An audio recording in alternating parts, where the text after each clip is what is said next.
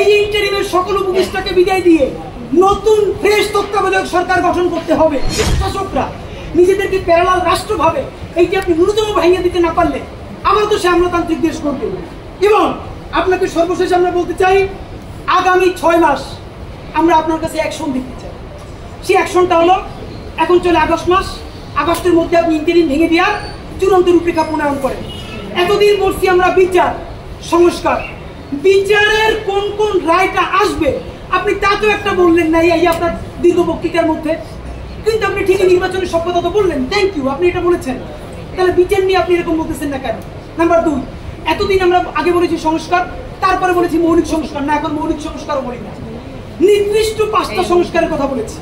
আমরা পুলিশের সংস্কার চেয়েছি, আমরা জুডিশিয়াল রিফর্মের কথা বলেছি, আমরা নির্বাচন কমিশনের যে বর্তমান প্যাটার্ন এইটা ভেঙে দেওয়ার কথা বলেছি। প্লিজ, কোন সংস্কারটা কবে হবে? নির্বাচনের আগে যদি আপনি একটা সংস্কার নিচে করে দেখাতে না পারেন তাহলে বলেন, প্রবাস থেকে লক্ষ টাকা প্লেন ভাড়া দিয়া বাংলাদেশের মানুষ কেন ভোট দিতে আসবে বলেন? সে তো জানে একটা সংস্কার আপনি করতে পারেন নাই। এই যে ভোট দিয়ে যাবে, যারা ক্ষমতায় যাবে তারা ঠিকই আগর কাটামতে সব 91 যেরকম তারা চুক্তি ভঙ্গ করেছে, চুক্তি ভঙ্গ করে আবার বেশিরভাগ কায়েম করবে। শুধু সে কেন দেশে ভোট দিতে আসবে বলেন? সুতরাং আপনি যদি সত্যিকারে চান বাংলাদেশের ইতিহাসে সেটা নির্বাচন হোক, প্রবাসীরা ভোট দিক, লক্ষ লক্ষ টাকা খরচ করে মানুষ ঈদের মতো উদযাপন করুন, তাহলে ন্যূনতম কয়েকটা বিচার আপনার নির্বাচনের আগে করে দেখাতেই হবে। এই ইন্টারিমের সকল উপদেষ্টাকে বিদায় দিয়ে নতুন ফ্রেশ তত্ত্বাবধায়ক সরকার গঠন করতে হবে এবং অতি দ্রুত আপনাকে রেভলিউশনারি কিছু কাজ করে দেখাতে হবে, যাতে মানুষ বিশ্বাস করে রাজনৈতিক দলগুলো আসলেও তারা কোনো ধরনের গাদ্দারি করতে পারবে না।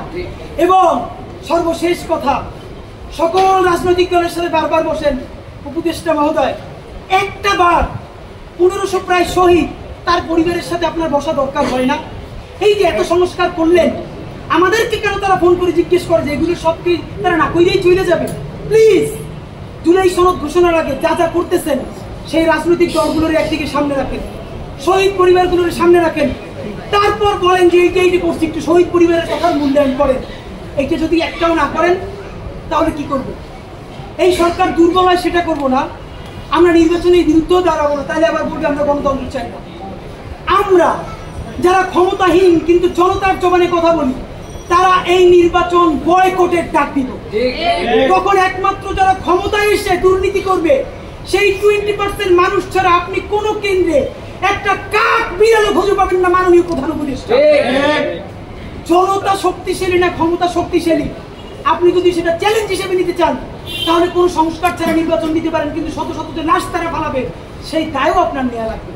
মাননীয় প্রধান উপদেষ্টা, আপনারা আমরা ভালোবাসি জুলাইয়ের জন্য, আপনি প্লিজ তাদের বন্দুক আপনার কাঁধে নিয়ে আপনি বিদায় নিয়েন না, আপনি জুলাইয়ের বন্দুকটা হাতে নেন।